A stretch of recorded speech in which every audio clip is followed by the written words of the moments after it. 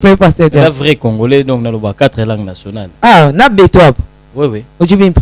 Oui. Mais parce que le 4 langues, maintenant, comme ça, oui, ça français, ça, tu le mois de septembre, nous tout le belanano, du Cambo Italie, chiffre 9. Et c'est comme ça, calcul à Batouza Nzambete, calcul, ils ont adage, ils ont une signification prophétique, pour ces chiffres 9, ils ont chiffre moko, chrétien, je suis congolais. La situation de mon pays me préoccupe. La politique est à la chrétienne, pasteur. On a entre chiffre 9 au collant, on a Makamamboko. Makamamboko parce que le compteur commence à compter pour les pays. Et ben, la 9e mois. C'est là que revient le pasteur à pouvoir. Allez, vous mettez la président Maboko. Le 9e mois, bien si président Fati, et pas roi. Le 19, tout le monde chiffre 9. 9e mois, tout le monde chiffre 9. 2019, tout le monde chiffre 9. Et sali 999. Non, pasteur. Oh. Mais, n'est-ce pas cela dans un beau côté? Ah, on va c'est ça. Phénomène Ibouna Komboa, Nanya Salango. Les gens oublient vite. Ah, quand on va Ibou. Les aboyés. Ceux qui tuent le moyen, il faut désordre ça. Allez, il y a un canal qui. Donc, ils ont monté ça. C'est sûr qu'il n'y aura rien. Parce que ceux qui nous ont battu les mis, Moutoko Kitisaye, Azate. Je nomme ces jeunes femmes au Babunda na Beblo Kwana. Est-ce que Babunda la Moka Moussika to Babunda la Nakati? Parce que nous avons se pencher un peu à côté. Non. Il va faire ses meetings. Il va communier avec son peuple. Il va rentrer. Vrai ou faux, prophète Hervé Mboa Moulouba. Néosa publicité à tribune. Ah, prophète Hervé, nous sommes lobby. Nous sommes à aux répondre à la faux, la faux, et l'andani. Bon, au cas. Mais.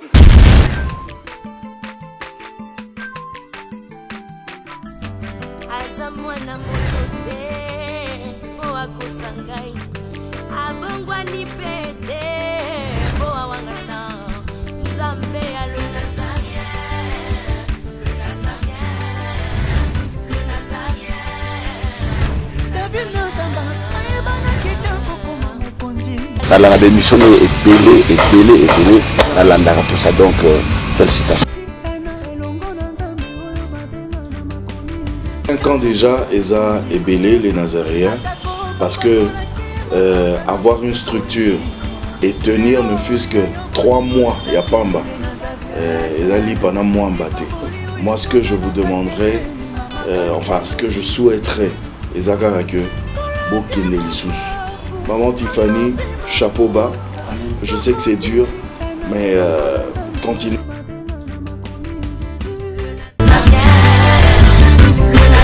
Pas responsable, nous sommes les Nazaréens, mais nous sommes ensemble.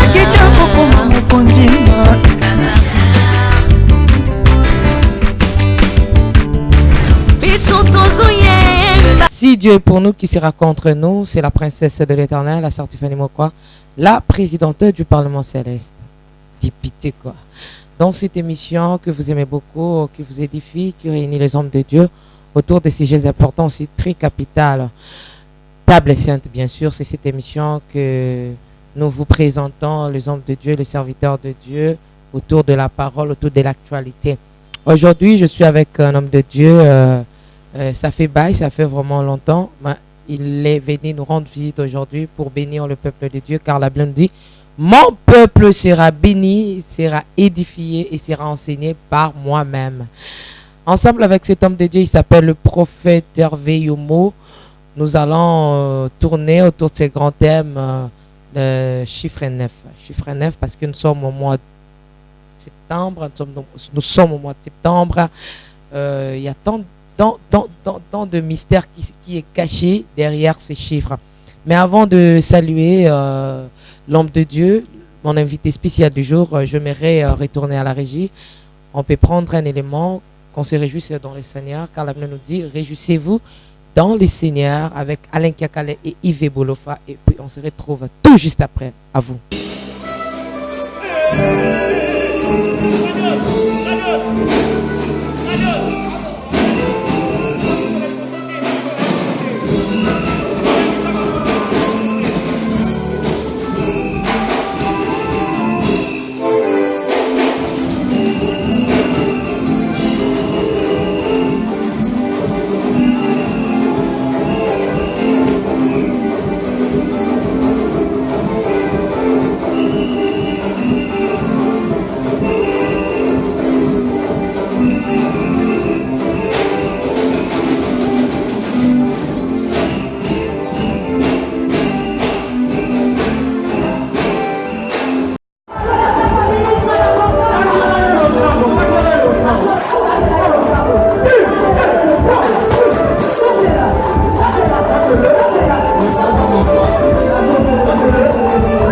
Nous sommes de retour sur ce plateau de Nazaréen TV avec la princesse de l'Éternel.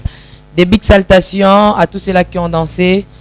Le Sako Mokondi, c'est l'inspiration que le Seigneur nous a donnée ces derniers temps. Donc, à ta bateau, nous surtout, parce que l'église de Boka, tu as eu ce le Sako. Bateau, nous sommes Kamba, Pembo, Kaboka, tu as le Sako.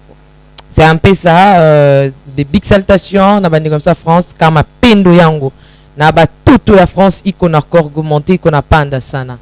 Donc ba big salutations na ba tunyo surtout ba Rolanda Bisso, en Afrique du Sud, papa Guy Labala et maman Lauriane et maman Madi, ma maman que j'aime beaucoup depuis Londres.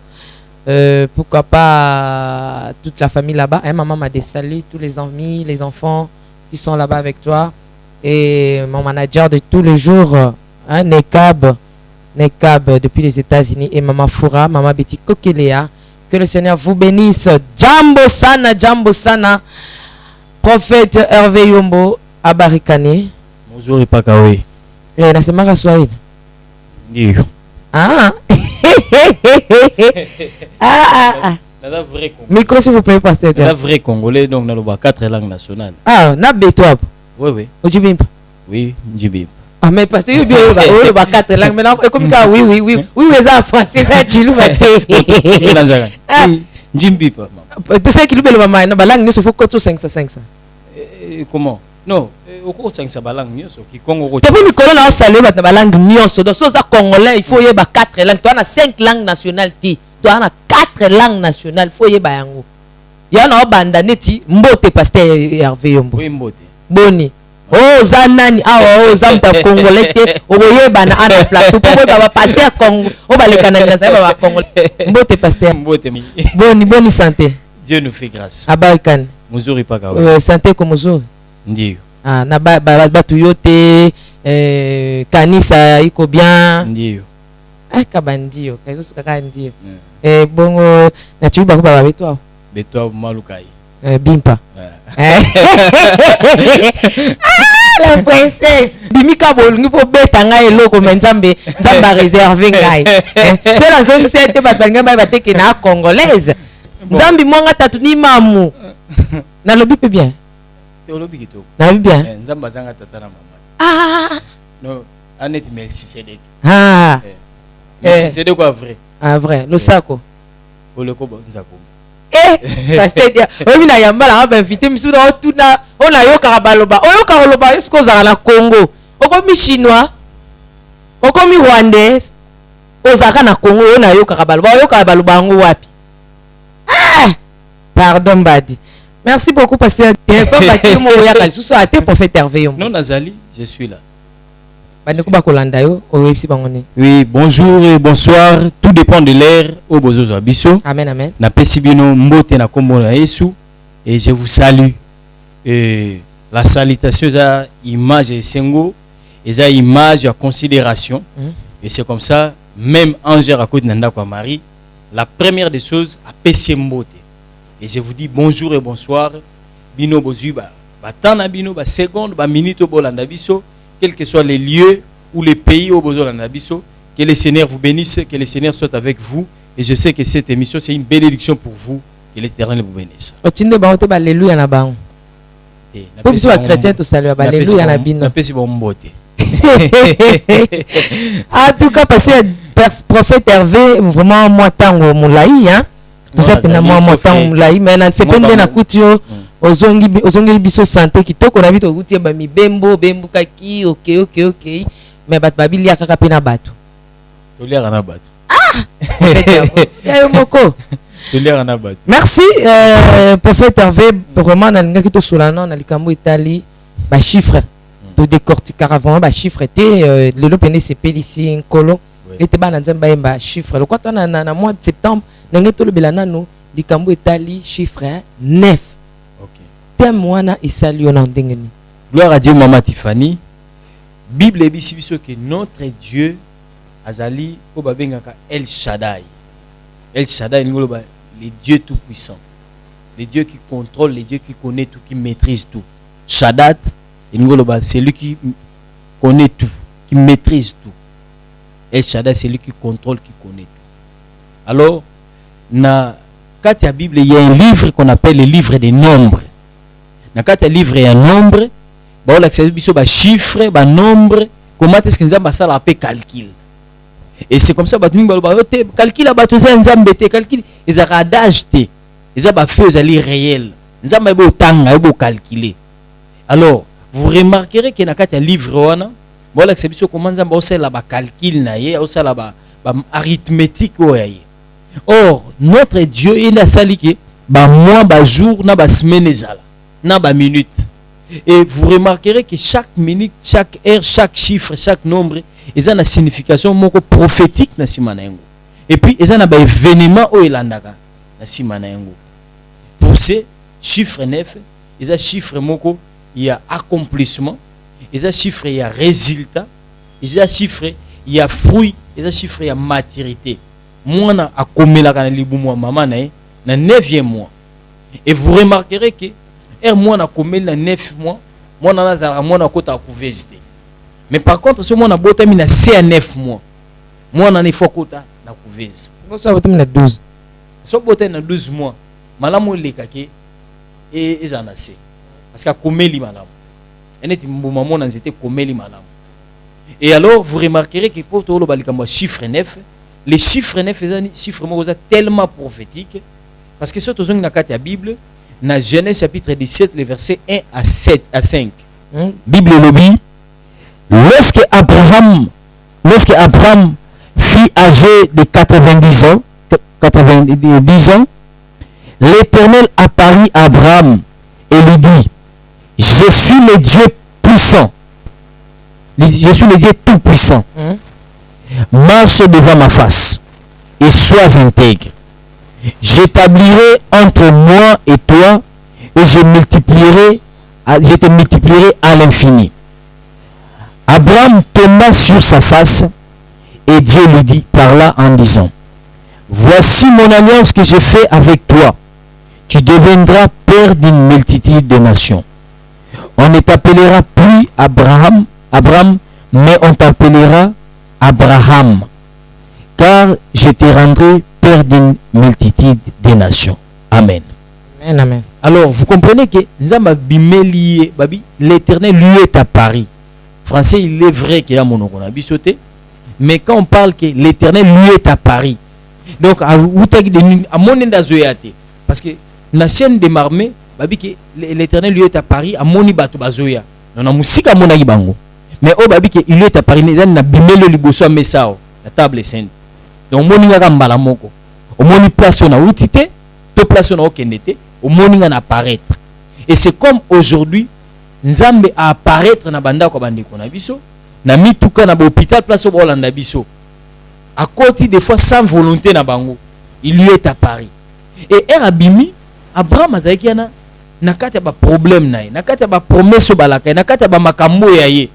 L'Éternel lui apparaît et puis c'est que Abraham sois intègre, marche devant ma face. Autrement dans la version musu babi demeure devant ma face. Bon si on a tambol devant les longues pour la tambola déjà na yo. Mais il c'est que sois intègre. Ingolo ba que Abraham azaki intégrité non. Sauf que alingi ki abise que demeurer n'état intégrité aux anango. Donc persévérer n'état aux anango. Tambola liboso longi na ngai. Mama Tiffany, soko vandi pene ya moto olumba sola milinga. Soko vandi pene ya Nzambe to liboso ya Nzambe olimba solo ya nini ya bon Nzambe. Alors solo ya bon Nzambe za na ba conséquences na. Ozolanda, solo ya bon Nzambe za na ba conséquences na. Sois intègre, demeure devant ma face. Et alors conséquences nango ezanini erno demeurer na face na yo. Je crois que Nzambe va répondre na question Abraham aussi poser na kati na.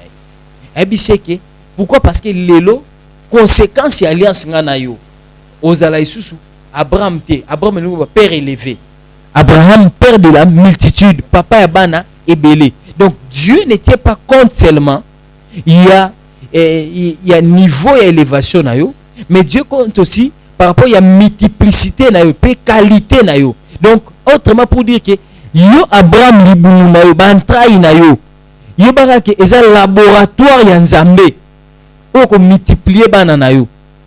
bana kakate mais qu'on multiplier parce que la scène babi que de toi sortira des rois, des princes. Et nous le baké na kati ya yo Abraham du fait que conséquence ya ko vanda liboso longi na ngai. Yeba ke na osala libumuno laboratoire o ya ngai nzambe. Laboratoire na obimisa biloko nini? E obimisa ba roi na ba prince. Yango yo porteur ya laboratoire wana. Ya production.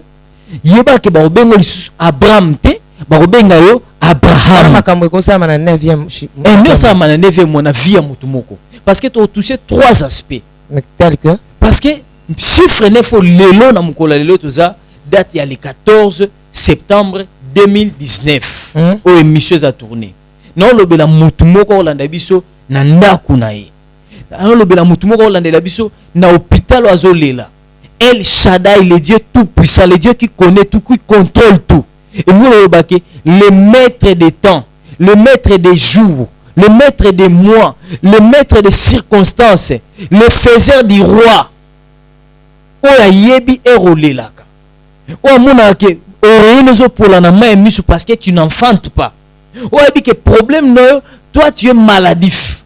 Celui qui te connaît, et puis ceux qui na 9e mois avec visiter, il apparaît dans ta vie, n'enga apparaît ça qui na vie Abraham. Alors, à se manifester n'est El Shaddai parce qu'avec Dieu il y a un mystère. Comment on a bimelaka ne ba conséquence à comment on est landaka na sima.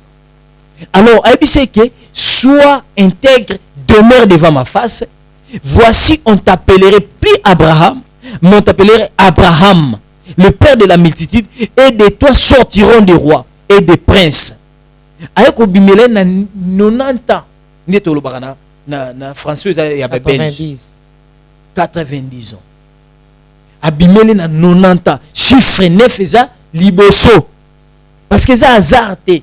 Il fallait abimele na 80 ans, 70 ans, 50 ans parce que apparition nzambe na chaque année, na chaque mois, na chaque jour ça a une signification nango.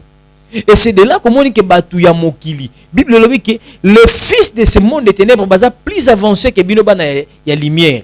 Parce que ba obabing ba astrologue, batanga ba temps, ba mois, batanga ba circonstances.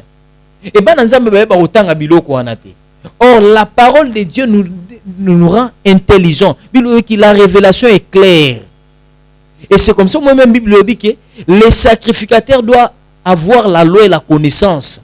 Parce que de sa bouche, on apprend la loi et on reçoit la connaissance et l'instruction. Et alors, tu dois maîtriser ces choses. Et moi, dans Nzambo Zolandabiso, il y a 90 ans, panayo et koki lelo. On Nzambe azoko visiter yo. Tu as certes des promesses de Dieu. Tu as certes bamakambo balaka la kanga iba ebisa na lota bana mais na moi na la muki na moni mwana te. Un mari de nuit te. Parce que tu n'es pas stérile. Dans notre royaume, il n'y a pas de femmes stériles. Dans notre royaume, il n'y a pas de femmes stériles. Moussalame kenda liboso toana et kokende liboso parce que dans notre royaume, infertilité zalaka te. Infertilité ça ko ozango bota bana mabota te. Osala musalamo kenda no liboso te. Baninga babeta akayu ba okende liboso ba otonga moi 2 briques 3 briques. Yo salila ka libomo sala ka kolia. Tu pleures chaque jour. Mais sache qu'aujourd'hui, c'est moi ici, c'est le mois de la prière. Et ça, moi, au accoucher, au bota. Et je me souviens encore dans la Bible. Nakati a livre et acte des apôtres. Chapitre 10, les versets 1 à 7. Bible Lobinin. Et le piqué, il y avait un homme appelé Corneille, de la côte romaine. Et cet homme, c'était un homme pieux. Au monde, comme intégrité, l'andi ce soir. Et nous, le autrement, nous avons télémané l'Nzambe.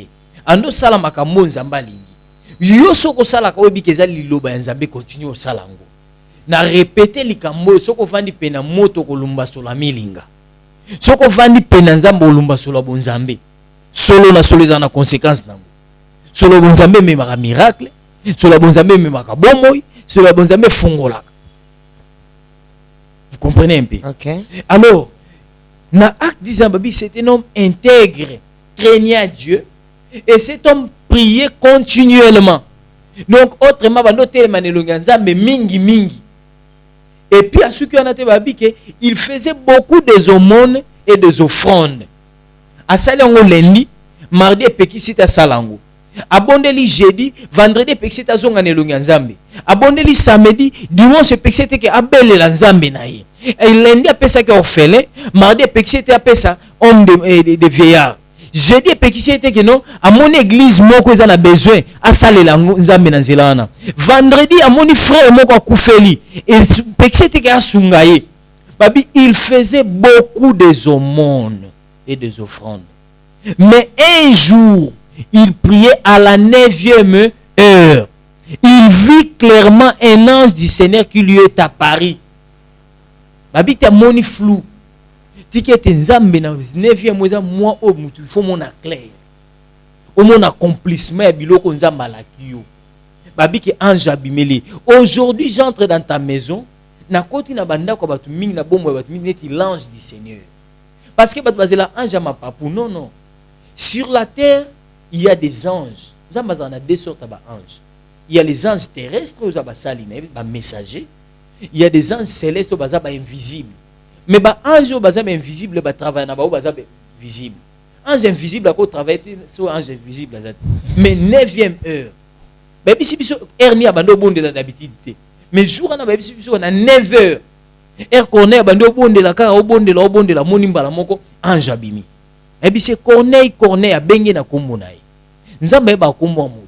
Et lors liboso so nzambe nga visiter à localiser la lipamboli au bengo na kombo na yo. Et c'est comme ça Abraham a bengue na kombo na ye. Yango na obele la mutu moko olanda biso na moito na butu ya lelo. Na sengi ke nzamba bengo na kombo na ye mopesi ba kombo bato. Abenga yo lo liloba na ye et localiser yo. Et abise ke corneille ba prière na yo, bon mon na yo. Ba offrande na yo emati likolo nzamba sanini akanisi yango kitunga no tondi yango na lobike kende benga batu ba kende pas Pierre tala. Donc c'est pour dire que chiffre 9 pour des chrétiens et ça chiffre moko ça prophétique wana loba pona ba chrétiens nyonso en général o bazana nini na pendule ya molimo. Mais pasteur prophète Hervé Ombo, tu as une question. Au bac, à ce moment, la botame na 6e mois, c'est qu'elle est tombée, faut que tu as une couveuse. Oui. Bible ici, biso que na 6e mois, ange avec que tu as na mari. Soit que tu as na mari, tout le monde va fêter à décembre. Que les 24 décembre. Le 24 décembre et le 25 décembre, il est sur la botame. Donc, ce total, le 6e mois. 7e, 8e, 9e, 10e, 11e, 12e. Donc, il faut na 6e mois. C'était Nzambe moi respectable règle. Non, on a une question. Question à Ngezabwe. Oui. Ah, il faut na 6e mois. Oui. Est-ce que ils allaient bakouter? Il a dit que 9e mois, on a la visite à Ming. 6e mois, ils allaient prophétique. Au soto balou si en 6 et comme à 9 ne bakino ba 6 mais balou ka 9 mais balou ka 6. Est-ce que qui peut ko balou ça 6e mois na o ba ki ko visiter Marie et qu'ils allaient prophétique et il pas molina na 9e mois soto balou si en 9 OK et voya plus tard. Comment vous expliquez cela aussi par rapport à la date entre kimbanguiste et puis ba chrétien mususu ya ngam ya catholique ba wele la ka nambotama ya Yesu. Voilà, le 24 le 25 décembre on a le 25 mars. OK. Mais plutôt voilà. La première des choses nzambe ako briser loi na emote. Parce que mon conseil c'est dédié à kato à se contredisaka à Yesu mon conseil. Nzamba respecta ba règle ye mo wacha. Akwa po sala ke Christ abotami mukolo. Nzamba ninga obi nzamba ninga bana mikemi mati. Nzamba ninga bana mikemi. Christ aloba même laissez venir à moi qui les petits enfants pour beaucoup conseiller ya bango. Par exemple la bana mingi. Mais nzamba koloba wana bana mikete. Yango moni ka sala Adam mukolo mbala mo. Adam kolati. Abima mukolo mbala. Vous comprenez? Nzamba sala Adam mukolo tata mo bana mandefu. Eve pas colate maman mo bamba Voilà. Vous comprenez? Alors mais qu'est-ce qui se passe avec Christ? Nzamba linga ki akota na kibomoto. Ala sabatu ba régler to ba étape. La preuve est que ba lingié ba kimane en Égypte. Donc cela revient dire que Nzamba ko botsa Christ li chombete. Donc Christ a botama na 12e mois tene ba pesa biso image wana. Pour na yuza kantiama. Christ a respecté ba règle nyonso botama. C'est-à-dire 9 mois ne mois na botama. Donc aux régions de ba kimbangiste. Non ba kimbangiste ba fêta pour na Christ te ba fêta pour na Kimbangu. Simon Kimbangu. Non, surtout, je suis 6e mois de parce que moi, je viens de là. Surtout, au mois de juin, juillet, août, septembre, octobre, novembre, décembre, janvier, février, max. Ma fête le 25 max. Non, le problème, c'est quoi? Bango, date, ils allaient pour na bango, date chef spirituel na bango, à Botamaka. Na pas exemple, moi, ba fête ba date ba maman mouilo ba kufa, banani. Comprenez un peu? On a ça pour na bango, du fait que c'est leur conducteur spirituel. Net il est là, par exemple, comme au moins même dans l'église mingi local tout ça ba assemblée locale. OK. Au moins que jour anniversaire à pasteur, ba bomi penza nzoto pena. Sous basali ba maputa de Longuinaï par exemple quelque part en accès ça pour ne pas faire la publicité. Protocole église. Alati chemise à liputa ne longa pasteur ba protocole ba lati bilonga pasteur. Ba musicien balati bilonga pasteur. Kola te longa pasteur za mabete. Par exemple, soda par exemple. Soda kola te lamba parti politique te. Ils en a pouvoir ton opposition. Parce que musala au sala il faut l'accès neutralité. C'est de même avec un protocole. Il reçoit tout le monde. À quoi on frustré par esprit faible des fois. To ba misusu le fait qu'à la tibongo. C'est une parenthèse. Jour anniversaire à pasteur na mona il fallait na mona. Vous comprenez? C'est-à-dire? Non, non. Ils ont date mon pasteur na biso botama ainsi de suite. À chef spirituel na bango, on les concède cela. Mais pour ce qui est, il y a mbotama et Christ a botama na 9e mois na 12e mois ne balobaka. Christ a joie étape normale ya mbotama ya. Donc ceux qui te comprennent pour to kende pour internet ils ont pasteur Hervé Yombo. Donc 9e mois pour les chrétiens, ils ont un mois prophétique. Et c'est les chrétiens va saisir. Ba saisir ça mois ya prière. Au moment ni ba bazalaki avant de osala ba bêtise na yi. Ko banda février ti novembre. OK. Allez, 12e mois. Oteza mois bando ki baliaka bato. Et ça mois ba sala ba sacrifice. Non, le diable n'est pas si bête que ne ba kanisa ngwana. Yo kanisi yo leki Satan na mael. Au 20 décembre le bien bobandi ba 21 jours. Moi prière mais qu'il a pas sacrifice c'est belé non les diables préparent des choses dans marquoir naï spirituel il précède les événements alors pour des chrétiens Dieu m'a dit que ça c'est le mois de la prière 9e mois ça mois oyo et ils ont même via visitation divine to accomplissement to les cas on a une mission belé peut-être dans 9e mois pour tout ça on a une mission belé. Mais je n'ai jamais parlé de ces messages ici. Il y a 9e mois. Okay. Et c'est une révélation que le Seigneur m'a donnée. Alors, Bible Lobini, les fils d'Isaacar, bazalaki maelo baebe kotanga ngonga. Et puis en dehors nango Bible Lobini, que sentinelle qu'est de la nuit. Naza sentinelle. Vous voyez un peu. Alors, étant sentinelle, herba ebi singa likambo boezoya na beti kelelo. Voici ce que vous devrez faire. C'est le mois de la prière Nzambe. Voilà. Par rapport à alliance par rapport à accomplissement, il y a message au Seigneur à réaliser. Là c'est pour des chrétiens. Et je parle maintenant étant chrétien et chrétien en origine Yesu aza nani aza babengake Jésus-Christ de Nazareth. Il a des origines à Nazareth.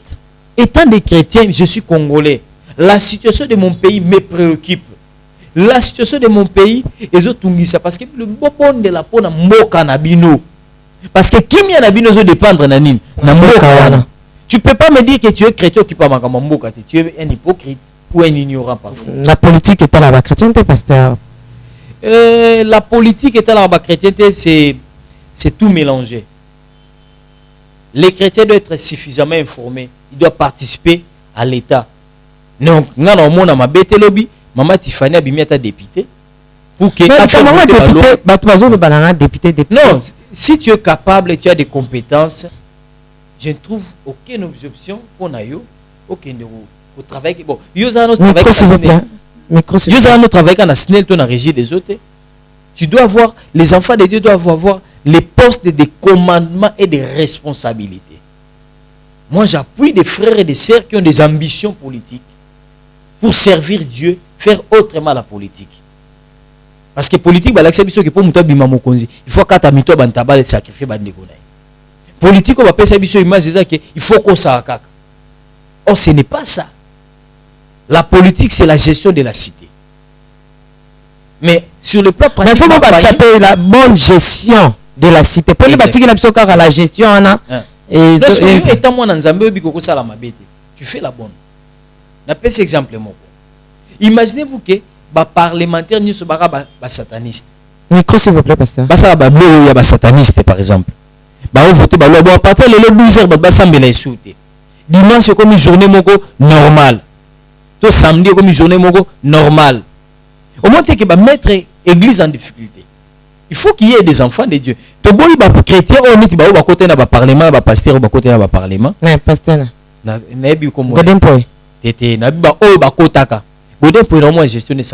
Ça va. Oui, ça va. Mais pourquoi là on entre chiffre 9 au collant on a makamambo parce que 9e mois est un moment prophétique pour Namboka. C'est-à-dire le compteur commence à compter pour les pays. Le bané na 9e mois. C'est contradictoire. Mais je dis que bané na 9e mois. Pourquoi? Parce que Bible le dit que il faut botanga bilembo. Tant on zéto au banda bota makasa na ngo zongeli. Boyebake boye ya mwana moto sanini et comme peine. Autrement pour dire que Moka depuis le 24 janvier tilelo. Gestion Moka ezalagité.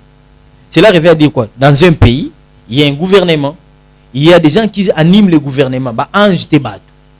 Mais c'est au 9e mois andé gouvernement bimi. Na 9e mois andé nzela il faut salama. Parce que bénédiction Moka na ba païen na ba chrétien ba vivre en haut. Pas c'est Moka na ba chrétien na ba païen ba vivre en haut. Alors, pour ces moments prophétiques, toi mis son molimo botala par rapport à tendance d'abord. Nga pouvoir, nga la muka. Mais libanda pouvoir na la muka est-ce que bondeli nzambe ala kisho mboka toza wapi? Parce que le ce qui fait mal c'est quoi? Na biso ba pasteur, ba tendance politique na biso to mettre en haut à nu. Cela revient na pasteur à pouvoir. Allez, bobete la président Maboko. Papa. Oh, Bible singa ba bonde la pour la président. C'est biblique. Mais to betele maboko, abetele maboko kuna. Umela na yo. Béton. Vous comprenez un peu? Voilà. Comme si pasteur président béton, président barre de fer, président Bouinaboui. Là maintenant, au comme au bimana cadre religieux. Sauf que dans ma cadre politique, oui. Mais sauf que dans cadre religieux, il faut tikala na niveau ana. Et au moins que Moutouana, Aza pasteur, la moukitiste. Donc, il y a la mouka ou rien. Voilà. Au moins que, il y a mon akamakila. Ah, namoni bakoufi. Eh, bandekona bakoufa. Qu'est-ce que Dieu gagne? Ah, namoni nzala le côté makas. Mais nzala na Joseph Likola nzala. Bakenda boumbu. Tu es obligé de prier pour ton pays. Il y a des orphelins qui souffrent. Et vous voyez que pasteur a bossé niqué, aza moboko limpate. Nous sommes pourquoi? Biloko salama ile la mbambongo. Pas d'esprit faible. C'est-à-dire, cela revient que batu ya corporation ni ya la muka, bazo appuyer ba moika za mutanga muna bango. On les soutient, azo étiquette ya nani ya pasteur asanini alati. Réciproquement, hein? Et c'est ce que je dis, au moins tu na bandi na wa batu à pouvoir. Donc cela revient dire que politique et ko bungi so identité ya pasteur té. Il y a chrétienté. Au-delà d'être politicien, tu es un chrétien ou une chrétienne. Prophète Hervé Yombo, parce que mon tokoti na terrain nga si je vraiment et yango zo sanga un peu passé. Oui. Na 9e mois kaka parce que biso tozaki colonisé par ya ba belge. Oui. Na 9e mois roi belge a tindeli président Fachi invitation à Yambaye. Oui. On va se déplacer à terre, on va benga batbakin. Na ba te colonisation, on tile se continuer à kaka, ils ont continuer kana qui colonisation, on va coloniser, so on va y rater. Il faut qu'on va benga bat loko ba amitié ba kenda kandi pa na bango. Na 9e mois ba bengi si président Fachi et pas roi belge à kende kuna. parmi ba date o ba pesibiso o ezotamboler circuler bande ko ba koloba na ba réseaux sociaux na ba nini ils en a 3 dates. Oui. Ezali les 17, les 18, les 19. Les 19, tout le monde chiffre 9. 9e mois, tout le monde chiffre 9. 2019, tout le monde chiffre 9. Et Sali 999. Papa Hervé Yombo. Okoki ko expliquer biso fewana. Et quand si biso ke le quoi to bimisi chiffre 999 na appel au babengi président Fachi na Belgique et bimisi Mobulu eza ozo ko risquer na lobi te ke ko tangisa makila ezo risquer batu batangisa makila selon un homme de Dieu craignant Dieu. Comment vous expliquez fewana? Gloire à Dieu, maman Tiffany. Et quand il y a les vrais, il y a les faux. Cela revient dire que Kobota ma Christ et Pekisa Mateke Hérode a bomi sabana de 0 à 2 ans. Christ a botami et Pekisi Hérode a salamaka mouné. Moïse a botami et Pekisi Faranta bomabana de 0 à 2 ans. Cela revient dire quoi? Changement nyoso o ezalaka spirituel o touchaka mboka. Babenga on est transition. On a surtout qui na ba terme oza ya batu nyonso. Na transition wana o salamaka. Il y a de ceux qui sont dans les forces occultes. Tout bas force ya mal parce que au fait qu'est-ce qui se passe? Chaque personne ne a tête ya les Nazariens awa. Il y a bara que aux incarnations, il y a autorité, pe ya guide ya cheno. So le Tiffany zate ata basali sali tout le monde a même orchestre ba boutique tout le monde ba nini er muto azaki visionnaire azate Debi ba robeta berger ba brebis ba banzana. D'accord. Alors c'est pareil, bénédiction peut bandara na mutu. Mbise polaka na mutu. Ya mon Bible les a toujours na raison le baki bo sambela pona ba konja mboka. Lelo ofinga, lelo obeta maboko. Ceux qui lelo ba na ba organisme international nion son monde, ba yebi oza congolais, ba bi ki président nous a Félix Tshisekedi, to fachi. O mata o okita. So ju passeport na yo. Passeport na zo dépendre na ye. Parce que ça makambo eza établi bongo. Au sala monde ya yote. Alors pour ce qu'est-ce qui se passe? Dans cette transition il y a des forces occultes. O bazemi ki bana nzambe va vivre bénédiction té. Bato na bangi ba bundali bana mboka bien sûr. Mais il y a des influences indépendance. Pourquoi est-ce que na 9e mois et quand tomber na 11e mois, 7e mois, 5e mois? Parce que sur le plan spirituel, il y a que décollage à mboka dans le 9e mois 2019. Vous comprenez? Et c'est comme ça qu'on peut éviter. Parce que nakati il y a makamu o salamaka ba destiné à bana batu bato ba nimbarango ba ibarate. C'est comme ça moi même un jour quand il fallait dire et comment que mutumo il faut kufa pour ba vidéo sur basa nini babika. Il ne savait pas que il prophétisait ne makomi robi. Alors ko kendena kuna eza une façon oyo nzambe azo ko accomplir makambo et pourquoi? Parce que vous savez un jour quand on a trahi Joseph pas bande konaï. Il fallait pour que bénédiction zongana Canaan et zongana Israël, tout zongana famille naé, il fallait rencontrer ya batuana o batraisa qui est naé Joseph na Égypte. Bakutana. Na terre ozaki ya bapaya. Oh bapaya nde ba coloniser bango. Aujourd'hui ko kende ya président de la République kuna sur le plan spirituel les langage moko esprit.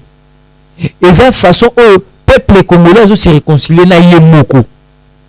Mais celle qui on peut baser aveuglé par ignorance, pas manipulateur des fois, parce que tout le monde manipulé parce que tout le monde a rappé, tout le monde a rappé. Au tapé muto papa kufawana, muto ne astinga batu ba enlever. Vous comprenez un peu? Oh. Mais nene bi masolo ngwanda nzambo côté. Ah, ngwanda session. Mais les frères en question ou les papas en question, il en est pour beaucoup de choses ici à Kinshasa. Mais qu'il vient. Il y a ces gens qui ont orphelins de père et de mère à cause de ces messieurs-là. Mais je te dis, je t'informe. Phénomène Ibu na Kongoa, Nani Salango. Les gens oublient vite. Mais phénomène Ibu, il y a un enlèvement, c'est dans Zamboko. Événement, la revenue où Dieu cherche le vrai adorateur, ceux qui adorent en esprit et en vérité, Mamae. Bien-aimés dans le Seigneur, Festival international de gospel et Prophète Daniel Vision d'Aigle organise un grand concert humanitaire pour soutenir les orphelins. Tolobi pona kosunga ba orphelins. Yambala Oyo 4e édition de ce grand concert humanitaire et cause à la samedi 5 octobre 2019. Le samedi 5 octobre 2019 à partir de 15h juste. Et si l'inanoté, Tozokoba Sekokoba, ha ha ha, Nikolo Ekotika la Polele avec les adorateurs puissants tels que le frère Paul Lukela, Mamae, la sœur Ira Blessing, ha ha, le frère Ike Bahal, ainsi que notre bien-aimé le frère Clovis Makola, mama. Yabouye Nasanga, Nakozanga te participation pour soutenir les orphelins Tolobi. Droit d'entrée, une seule adresse en France, espace Paul Éluard, Ndebisika Togokutana. Pour tout contact, appelez au numéro Epakolami Ekosopana. Bienvenue à tous. Atumba, vous comprenez? On a 9e mois. Non, je dis que dans ce pays ici, nous avons installé Kayango. C'est lui. Tout le monde sont revenus. Pourquoi il ne revient pas? Baramoto Bazawa, général Baramoto. Vous comprenez un peu? Alors c'est pour dire qu'il y a des gens au Basala pacte satanique pour détruire des gens au Basala ignorants. Mais na babilo ko sala mana naza besoin que batnet bangwa na Nzambuko bazo bana na baba tcheba na première ligne de front ba tcheba nge au moins na Nzambuko au sala ngote yo comme vous avez besoin que au sauver mboka na makila na priya makila o makila muteko bikisa mutute makila yesu sopana une fois pour toutes Nzamba moni makila congolais sopani mingi tinda mwana no baki bon akendo kufela bat na Congo. Prophète Hervé Yombo, oui. Question n'a jusque là aux autres. Alors, non, il y a 3 chiffres, 9, alors, 9, 9. 3 chiffres, 9, tout le don. Je t'informe qu'il n'y aura rien. Donc, il monte ça. Il n'y aura rien. Parce que ceux qui nous ont battu les mis, Moutoko Kitisaye, Azate. Moi, je suis venu dans Zamboko. Il y a des sénats et moi. Ça fait trop mal. Parce qu'il y a des chrétiens aussi au bazar aveuglé, bazar mal. Avec Nezaboé. Ceux qui il faut désordre ça. À l'écran, canal Kin. Moi, j'ai suivi ça. Interview en direct. Ceux qui ont Skype, ceux qui ont Nini. Appel vidéo. Il a dit des histoires, Est-ce que papa n'a l'élan comme un souci à Congo? Ces pays, les gens qui ont sacrifié ces pays, c'est ces papas-là. Bato va mettre en genoux, c'est ces papas-là. À jouer qu'on crée le renommé à Paris, qu'on a poto bonaboy. Et quel avenir qu'il est en train de rassurer ces jeunes hommes et ces jeunes femmes au Babunda na Beblo Kwana? Est-ce que babundela mboka musika to babundela nakati? Ce que ça na bateau bazo poursuivre ba ko bundawa.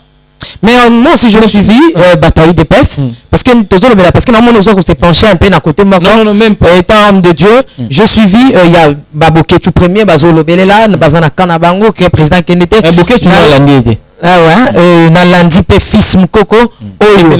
Voilà, ah lobike opération to ebindako. Opération to ebindako contre nani to donc contre bato ba pekisa président à Kende kuna so ba salir. Donc ba vanda to ba vanda kuna. Te bango ba famille na bango ba yebi bango. Donc ba ya boma ba famille na bango ba côté la ba famille na bango na ba. Mais Bible lobike l'âme qui paie c'était. Asala on a pasteur sans rival, voilà, moninga na pe pasteur. Yango est-ce que bilo na lo banda ngwana. Bilo na lo banda ngwana pasteur azana connotation. Vous voyez un peu. Naïpi pasteur sa rivalité. Peut-être ceux qui n'ont pas eu temps dans l'andaï. Mais naïbi était. Si c'est vrai, nous avons une supposition que pasteur a une connotation moko. Mais je dis que moi dans un kota na babilo ko anate. Parce que oboya ondima. Bato na ba otinda bato ba instigateur au monde na bango na bilo ko anate liboso. La preuve est que nous avons foutu bien avion à Yawa. Ndeto ondima ke afuti biya vya bani biloko au sala kuna yo salangwa au salangote. Pourquoi est-ce que nous sacrifier via bana batu muto akei famille mobimba otalela ye? Est-ce que c'est vraiment rationnel? Résultat nango zanimi. C'est le moment où Dieu visite le Congo.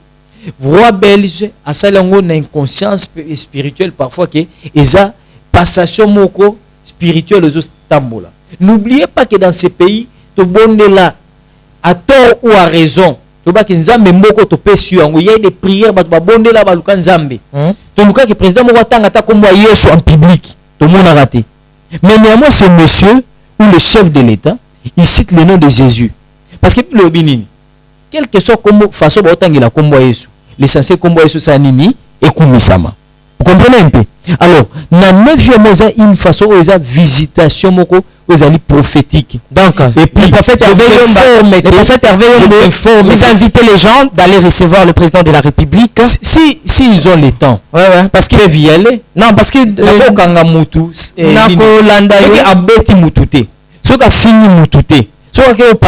c'est ce que je dis, parce que tension est un peu à combattre. Il y a le bel chiffre 9. Le lobby pour ça qui argument dans la constitution. Et des tension de tous les deux côtés. Je suis légaliste. Voilà, légaliste, mais de l'autre côté, vous ne parlez pas. Je vous ai expliqué. Je vous dis une chose. La parole de Dieu n'a jamais été nette. Étant homme de Dieu, quel est votre regard? Mon regard, regardez l'arrivée du président de la République. C'est prophétique. C'est prophétique, bien sûr. Prophétique. Bien sûr. Mais ils ont faire couler des larmes. Ils ont couler, tout ça. Parfois, ils ont tali Internet. Voilà. Yo bakane là pas batu salani. Bat bakana ba panzale Nazario. Moi, je suis témoin oculaire. Baloba pesa même makambo belé moi je suis témoin oculaire pour ne pas remuer le couteau sur la plaie mais les Nazaréens c'est pour te dire quoi monde bombeuse à la pourioté mais c'est que les frères et les sœurs doivent savoir c'est quoi place liberté no suki moka poteza moka liberté place liberté no suki yanga pesa nini et bandi ce que boyno que nous yamba Félix so sali marche non na point na c'est normal. Vous êtes obligé l'ingéter. Bah toi Félix P. So ba boy ba ndeko yanga mwana c'est normal parce que bazana ba blo ba intérêt na bango politique parce que ce sont des politiciens et maka manza mbete mais ya ko kendo ko sokisa moninga ya ko bomisa moninga ya ko sala mabemo quelconque là maintenant nous sommes contre parce que ni ne tino que de sokisa moninga après qu'est-ce que tu gagnes ce ko bomi ndeko no congolais sopi makilani qu'est-ce que tu gagnes makili sopana ba congolais ko quitter et c'est là où se trouve le problème. Ce n'est pas vous qui l'avez invité. Et puis, au Pekisaka été. Au Pekisaka été à Kouyanaï. Mais yo, par contre, ça là, marche, nous, là, qui se yoboui. C'est normal, vous avez la liberté. À ça, il m'avait condamné. Mais pour te dire que, et ça, vous avez un numéro spirituel. Et ça, visitation spirituelle, il n'y aura rien, je vous dis. Donc, au paralysé, déjà, combattant, résistant. Je vous dis qu'il n'y aura rien. Il va faire ce meeting, il va communier avec son peuple, il va rentrer. Et je vous dis, à nous après. Après. Gilet jaune, Macron Kendaka. Au contraire, sera bango lisusu. C'est pour te dire que Makamonzambe, il ne faut pas tout la non nenge à bozoba. Engolo banini moi na nzamba za muto l'équipe nyoso na maele moi na nzambe comme on dit moi suyebo l'équipe nyoso na maele Bible dit la crainte de Dieu c'est le commencement de la sagesse so muto banga nzambe taza zoba vous comprenez un peu zoba est injurté et sa qualification par rapport à acte muto sala na fingi ba tuté ba zoba na bi muto banga nzambe vous comprenez un peu non la kisake likambo pour éviter le malentendu. Donc nous sommes au moins aux prophétiques. Dans ce pays ici, c'est la première fois depuis Congo et Congo.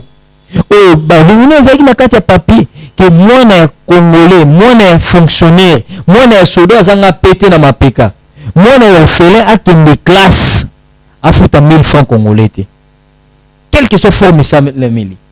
Souci à Moutinho, on a poté bon de la Genzambe, Sunga, Moka, Nabiso, qui est les bosso. J'imagine vous bête à Rakayou, n'a pas de mutabe la babengio. N'a pas quoi classe babengio. Le Bibalia babengio, la fout en bas babengio. Vous avez qui m'était.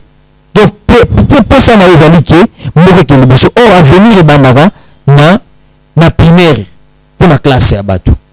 Et c'est pour te dire que le Congo doit décoller. Satana Boya. Satana Linga Congo, qui est les bosso. Bana nzambi ba opamba ba congolais ba kozonga na mboka na bango ba congolais ba ko investir mboka na bango okende liboso congolais zangeli ote na mboka na ye congolais za ba place belé congolais vanda na immeuble mo parfois azana na superficie malongate mais parce que mboka neza na pasi Merci, prophète pasteur Hervé Yombo. Quand on a 9e mois, on va parler le Cambou, il y a 15 milliards de dollars.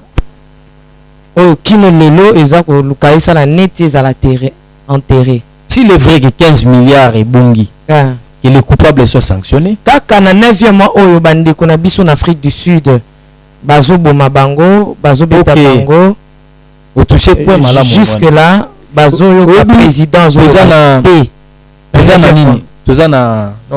et tout ça en 2019, tout ça na l'an 40, Air Israël a zongi na mboka na ye. Bible lobi qui n'a ko rassembler bana no bisika nyoso basanini ba panzana. Là c'est Isaïe qui le dit. Alors, na rassembler ba comment Israël a vendu en Espagne, a vendu na Pologne, a vendu na Suisse, a vendu na les États-Unis. Azolia bien bon na Jérusalem ko lukanini. Qu'est-ce que Dieu a fait? A créé Hitler. Nous avons poussé Hitler a ina bango baboma bango likamba holocauste. Likamba shoa za makambo solo. Baboma ba juif. Batumba bango na ba chambre à gaz. Baboma bango na ba liwanyo so nzala. C'est ce qui les a poussés à cause de souffrance bazonga wapi na mboka monde mo bezonga raté. Ba juif nizo bazonga raté. Mais une grande partie bazonga ni maïle juif azwaka na Allemagne wana. Et razongi na Israël à mettre en pratique Israël et pas moi. C'est un petit pays. Mais le monde sur monde mon bezali ko la pays wana. Et la richesse à malongate. Pourquoi? Parce que prophétie wana bato maïle ya Israël nyoso bazongaka. Merci. Et mais les na monde ba israélien bazalaka. Mais kozonga ba lo banini. Ils viennent ils investir leur savoir pour que mboka na ba kende liboso. Dieu pousse les Congolais bazonga na mboka na boba sa la mboka na bango. Et ben on va comprendre. C'est le langage de Dieu. Il faut voir des choses d'une manière prophétique. Congolais souffrir dans le monde que les pays nyoso. Passeport congolais comment les passeports les plus indésirables. Ma bonne congolais. Ma bonne congolais c'est la Rohiba.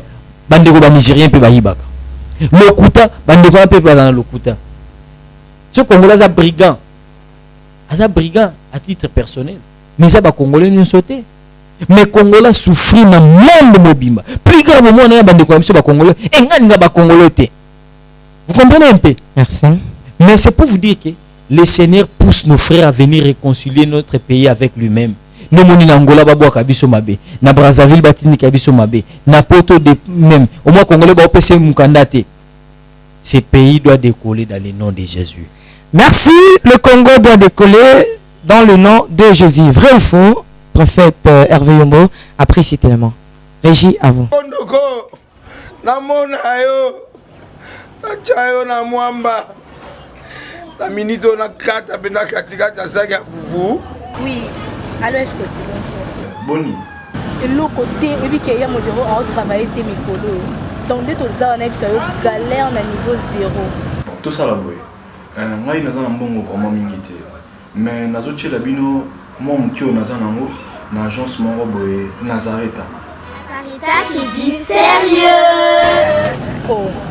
Maman, comment est bon donc yo pesa au fouti mbongo kuna partir à Poto biso to ya to jubilo. Na bengi ya Scotty. Agence moi ifungami comme na Nazareth. Na kufie. Agence lisusu. Ndeke sansu mulongo kuna. Poto zela susu. Kuna iza mamba mulongo te. Ye si afuti mbongo kuna partir à Poto biso to zoke ko récupérer biloko oli. Ah tika boyeko. Yiso mona makama bongo na monte. Bat papa si mbongo kuna biloko récupérer biloko oli na agence. Ezalaka. Mais ngo ibandi.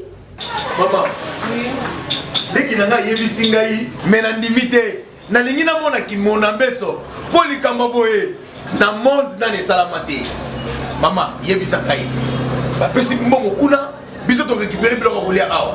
Ya solo boutique Nazareta ezali boutique ou ezali à distribution ya ba produits alimentaires. Ah! Na sali poto sunga bandeko oyo même ba oyo bazana na peu de ressources comme les voyez des bandits qu'on bazana niveau qui chasse même avec un petit rien. Donc à partir à $10, $15. Donc si on a un bon côté, nous devons na poto ko sunga yo a ozuka biloko kolia. Eh maman Nazareth nzamba pambola ya bakise mikole belé awa na sena mokili. Et bongo awa tuzawa poto yeba adresse awa. La boutique Nazareth a été ici à Kubungate, Toza sur avenue Monkoto numéro 1, direction Elengesa. face à face na église catholique Saint-Vincent. Ah, direction Elengue ça, mon côté numéro 1. À face c'est l'église catholique. Ah, c'est ça, d'accord. Bon numéro de téléphone, vous en avez déjà, vous en avez 3 numéros pour Paris, vous en avez un numéro pour la Suisse, vous en avez un numéro pour la Suède. Ah! Non. Nazareth, nous allons la Congo Sili. Julia, nous allons kangisa kia fufu. Il y a modé, il y a un fufu. Oui, pour la Nazareth, tu as un système en bimbi, dans Bongo Shingo. Bon, ok. Vous allez sérieux. Ça c'est du sérieux. De retour sur ce plateau, sûrement lentement à la fin de cette émission, je pense que nous allons inviter encore l'homme de Dieu sur ce plateau autour de ces grands thèmes toujours 9e mois. Donc retenez que ce 9e mois, c'est un mois de prière. Priez beaucoup prophétiquement pour la nation congolaise que le Seigneur veut visiter. Là, selon les explications de l'homme de Dieu, le prophète Hervé Yombo, que le Seigneur veut réellement visiter ces pays. Pourquoi le roi de la Belgique invite le président de la République démocratique du Congo, monsieur Félix Tshisekedi, en 9e mois. Donc, retenez qu'il y a quelque chose qui va se réaliser, qui va se passer dans notre pays. Là, c'était les explications qui nous a été données par l'homme de Dieu. Prophète Hervé Yombo, nous sommes arrivés pratiquement à la fin de cette émission. Je ne sais pas si vous avez des derniers mots. Le dernier mot qui est 9e mois de prière, mois de accomplissement, de promesse Seigneur à Pesabino, mois de visitation divine, mois d'accouchement. Makambo to mono de part et d'autres ça douleur et enfantement. Pour le Congo. Pour le Congo. Même yo ba difficulté ça douleur d'enfantement. Soko bombeli malamu na sanzo ko visiter yo.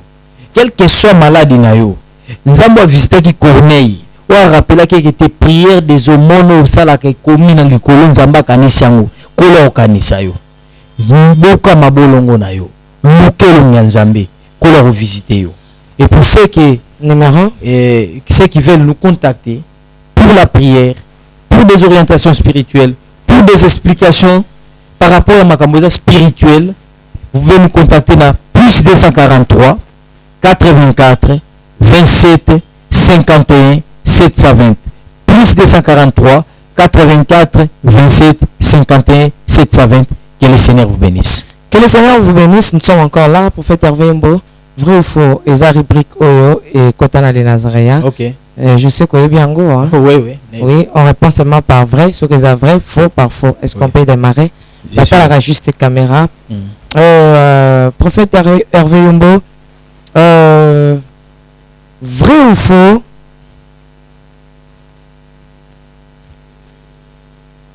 Le coup là, vous avez parlé sur 9e mois. Oui. Ils ont moins bien, non? Tous autres chiffre 9. Oui.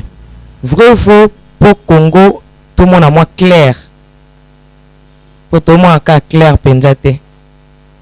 Mais pour battre, on a moins clair. Et c'est que le président Fachi a ça la demande. Vrai ou faux? Caméra? Vrai.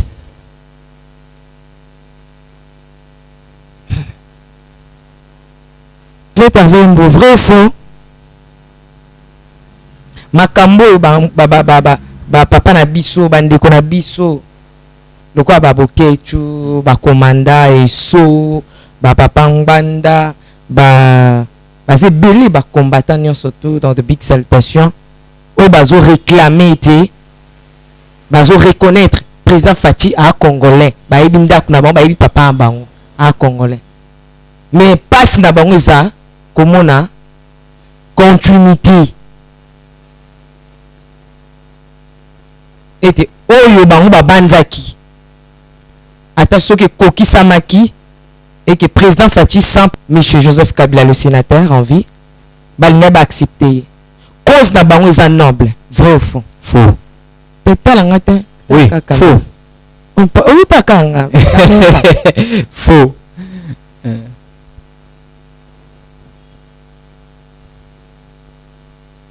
Vrai ou faux? Prophète Hervé Mboa Moulouba. ne osa publicité à tribune nga. Ah, prophète Hervé, nyonso lobby. Nyonso ozo répondre na ba faux otala faux elandani. Bon oka. Mais c'est ma tribu. Non, est-ce que vrai ou faux? Bah vrai nous sommes boïté vrai, mais oui. C'est ma tribu. Et on a est-ce que le cambo vrai? Plani ceux qui vrai banjo yinda, bah pas comment ko sundolo langa yango. Naza disponible. Eh, moi c'est disponible mais est-ce que tout est communauté qui est langa la ndika président na vient président Fachi. Vrai. C'est juste l'ambiance de cette émission. Papa. Comment la tsangi qui président? L'aime souper 2000 après 2 mandats les aïeux. T'es nga zanet ba msuite ba lobeke nkolo ebise ke non yenda remplacer président Kabila mais elle a eu $100,000 te ya caution avec non nzambe ebisinga ke na sangana na pasteur Songola zai candidat. Wana ni sus. Ne oda kumuda. Asen. Abeke non nzamba ebise ke non yenda za président après Kabila. E wana yo. Na Michel Lobaki on même na nini chemin de la vérité par Piro Lobaki on. Nzamba ebise inde ozala nani et président après président Kabila. Mais elle a eu $100,000 nzamba pese $100,000 te. Nzamba ebise ke asangana na ndeko Théodore Ngoyi po Théodore Ngoyi basé lokomoko. Nzamba tangene $100,000 c'est nzamba zo mo ba 20,000 mo ba 10,000. Nzamba kokisi montate. Bala si mo pesa. A 5 ba nzamba tiko 500 moi c'est mbala ko mo 500. 5 ba. Et donc ba comme le mo nzamba mo pesa kai. Mais le mo zaka mo c'est mbala. Allez-y comprendre. Congo, kobota ma congolais lengi moko pas possible. Tozoko bakana vrai ou faux na biso. Vrai ou faux? Ndenge bandeko o ba okendo yamba président Fachi na bandeko IDPS. Ndenge ba défendre président na bango contre mitambu nyonso tu oyo ba otela kuna. Ndenge ba okana ko défendre président ba sopa makila ndenge sopa na ba sala pour ba défendre président zotali atelo monter ba bunda si s'agit ko bunda noble problème lit ça bango za noble vrai ou faux? Faux. On défend pas les mal. Papa tout ça qu'on a vrai ou faux? Déjà l'opinion ça. Prophète Hervé, tous qui t'en a vrai ou faux? Vrai ou faux? Ce qui, prophète Hervé, ma coquille zalaki. Natika na deux vrais ou faux à poto kita. Ce qui ma coquille zalaki. La reçoit visa. Ya okendo la président Fachi kuna oke yamba ezalaki olinga okende faux vrai te la sisi na dame vrai ou faux? Faux. Ah na bonga mpo vrai ou faux comme aussi là na bike nani Yves Boulofa alinga question o kata vrai ou faux pour yango non on a posé question na ka passe na motema point yondo ebi c'est na tika ebité otika point OK bon OK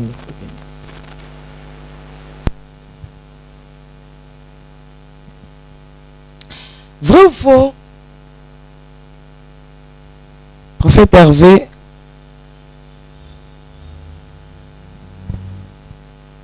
le Congo est occupé. Faux. Na c'est question de question sinon le pays est occupé.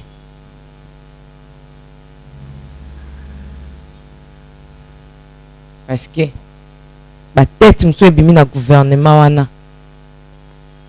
Il y a ba tête congolais ba étranger. Vrai ou faux? Faux. Merci. Oui, tu n'as prophète Hervé mba mutu nyonso abimi na gouvernement za congolais. Mutu to abimi na gouvernement a congolais. Et tu n'as ngati, et tu n'as prophète Hervé Yombo. Allez-y comprendre que le Seigneur nous bénisse. Donc ngalo na obaka ke tozana bokebi tozana bokebi tozana bokebi biso batolingi président Faci na biso batolingi président Faci te tozana bokebi bon moyo Yesu masi apesi yo eza omilengele amen pamba ta kozonga koya ko récupérer eza énergie to apesi yo kiyambela président Faci et pe énergie apesi te pour ke bamba président Faci mabanga amen batela bomoyi na yo kamba mboka na losambo kolo so koyoka kolela na yo pamba te couleur oyo yo ozolingo pesa na Congo ekouta na ba force na yo te ekouta na mabanga te na ba marque pour la te ekouta pe na ba énergie ya ma président Faci te ekouta na ba prière sambela pona mboka pamba te mabolongo na se ebongolisa makambo ebele muto ozokano ke bamba libanga ozokisa ochuba mbeli kombo na e congolais ekosala esengo soko oki na Belgique banda ku 10 etandi matanga bato bakolela po yo olakise kolinga président Faci mingi oganini ekosala esengo tango moni na Belgique kuna ba matanga tangindami ezolela po yo lingaki président Faci te ochubi baninga msusu mbeli ekosala esengo président Mobutu aleka président Kabila le père aleka président Kasavubu je commence aleka président Kabila le fils aleka président Félix P akoleka pona nini otangisa ndeko na yo congolais makila le Congo restera un et indivisible et le baka président Mobutu mboka oyo nkola pesi biso ezaka ase moko to mibatela to batela bomoyi na biso loyenge efutaka te soki oza makasi tombola bendela mboka kende bunda yela biso ba trophée yela biso ba médaille na ba ceinture po te to sepela ba paki wana tonjo na nzoto ezate po beta ndeko na yo ezate po beta ndeko no ba bende oyo soki milangi osombo otya ndaku na bambeli ezala po katela misuni ezate po tu bandeko na congolais kanisa bato bayaka kutu kokanga Yesu Pierre abimisaka mbeli akata bango bazaka na kan Yesu te mais Yesu ayoka mawa bongo yo mutu aza ndeko no soki Joseph atalaki mabe te bandeko no basalaki batekaki alimbisa bango apesa bango su biloko ofeli bongo yo oboma ndeko no azwi na mosala te a cause ya makambo ya politique kobundela mboka te metika Yesu nzambo akila Congo abundela mboka na ye soki ozomona na okeza clair te kokeno koyamba te kokeno pe kobundisa te vanda na nda na pite prophète vena ba mabe opesi conseil ba força mutu okeno ya mamutu te ba força mutu kokeyamba soko ko omona no clair te mama 9e mois oyo eza 9e mois et comme melo bénédiction diable peut lui pendant la fête que les enfants de Dieu ont été tués. Ce qu'on monique, les indiquants qui ont un président. Non que y a tata so des personnes qui ont un président. Ba ko ekolongola lango ye président te que na ba bakenda ki tenda longo président te asa za président. Eli ko ba pete so ki ke ba bakei mukia ko bimisa ete ko bundisa ete ndeke esimbite te. Makambo etam to comme d'habitude le 20 le 21 makambo etam bon normal. Bien aimé, so komonika ke bandi ko zala ndika o le 17 eza mobulu vanda na ndako batela bomoya bana na yo batela venir na yo Congo muta ko délivrer ngo azali eza ngo yote.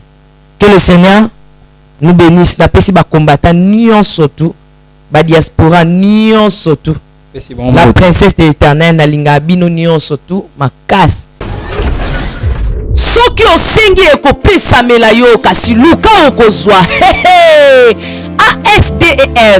ASDEF yango yo eye yoka signification na yango association de soutien pour la défense des droits des étrangers en France oyoki malamote na lobi hein association de soutien pour la défense des droits des étrangers en France kaka soki outi na Afrika soki outi Afrique okiti na mboka ya France to pe ohumeli ozozwa mikanda te ozoluka mikanda ya 10 ans ozoluka kokoma na nationalité française kobeta miso pai te luka maître Alfred de Kupesa pamba te ye atanga pona yango ye nde penza yebi kosambela ba étranger bato oyo nyonso boza na France miso pai lisusu te solution ya baétranger eye na France basambelela yo ozwa mikanda mpe ozwa solution to mpe olingi ochanger nationalité yo moto oza malade yoka solution ezali AFDEF maître Alfred Kupesa okozwa ye na banimero oyo solution ya baétranger eye na France Kabali Solo, que Dieu vous bénisse. Bien-aimés dans le Seigneur, les sons des cloches viennent de sonner pour éclairer le monde à l'intérêt des saluts des âmes. Hey, hey, hey. Les Nazaréens Production vous présente la princesse de l'éternel Tiffany Mokwa dans l'album Trône en featuring avec le pasteur Henri Papa Mouladia et le frère Billy Bilomba avec des chansons comme Kembo Alléluia Osana na Yahweh Oezo matanga na motema ezebele Yango na yebisi yo d'âge en âge et les quatre êtres vivants disaient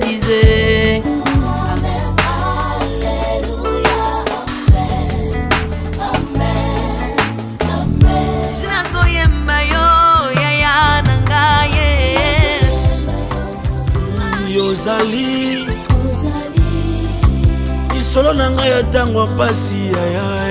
Procurez-vous massivement de cette œuvre à travers les plateformes de vente et de téléchargement telles que Les Nazaréens TV, Amazon, iTunes, YouTube et autres. Hey, hey, hey.